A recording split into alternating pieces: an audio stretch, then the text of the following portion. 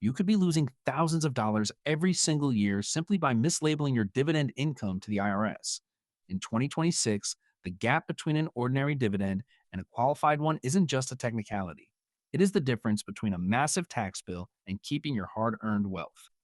Most investors miss the specific holding periods required to trigger lower rates, but mastering these precise timing rules will slash your tax liability immediately. Method? Almost nobody talks about it, but it consistently outperforms standard tax planning for long term investors. So sit back, grab a cup of water, and let's get to it.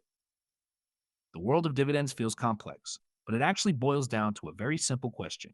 How long did you own the stock before the company paid you? If you hold a share for a single day, you get the dividend, but that payment is classified as ordinary.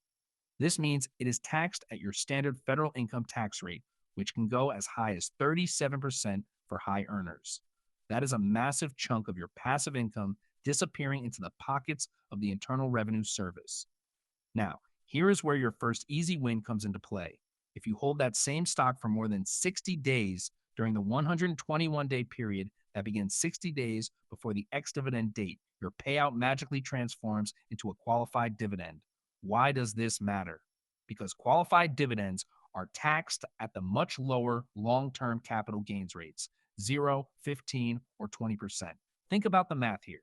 If you are in the 24% tax bracket and you hold your positions just a little bit longer, you are keeping 9% more of your money every single year. That is not a strategy. That is just smart management of your calendar. But let's take this a level deeper because the reality of your portfolio is often messier than a single stock trade. What happens when you own a basket of stocks inside a mutual fund or an exchange traded fund? Many investors mistakenly believe that because the fund is diversified, the dividends are all treated the same. That is a dangerous assumption. You need to look at your year-end Form 1099-Div. That document is the scoreboard for your investment performance and your tax liability. In column 1A, you will see your total ordinary dividends, and in column 1B, you will see your qualified dividends. If your percentage of qualified dividends is low, it means your fund manager is churning stocks, trading too frequently, or holding assets like real estate investment trusts that don't qualify for the lower tax rate. I saw a friend of mine, Sarah, move her holdings from an actively managed fund with high turnover to a tax efficient index fund in 2024.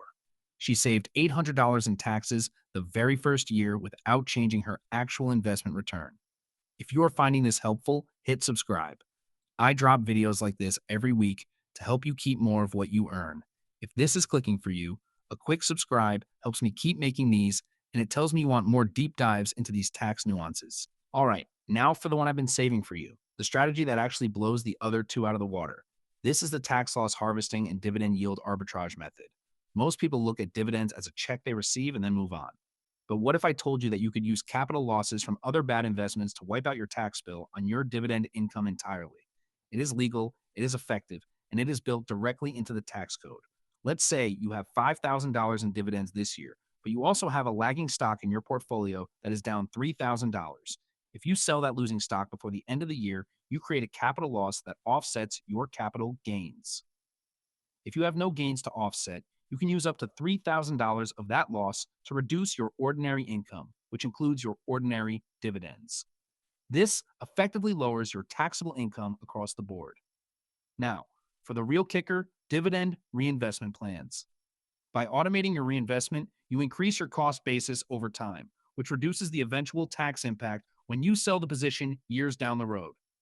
A 2022 study by the National Bureau of Economic Research showed that investors who actively harvested losses while managing their dividend schedules saved an average of 12% more annually than those who used a buy and forget strategy. That is real money that you can reinvest back into the market to compound your growth even further. Once you see your tax bill as a variable that you can control rather than a fixed cost, your entire wealth building strategy changes. You stop just chasing yields and you start chasing efficiency. Let that sink in for a second. You are not just an investor. You are the chief financial officer of your own household. The difference between someone who retires at 65 and someone who retires at 55 is often just the result of these tiny, consistent tax optimizations. It is the compounding effect of taxes saved, not just interest earned.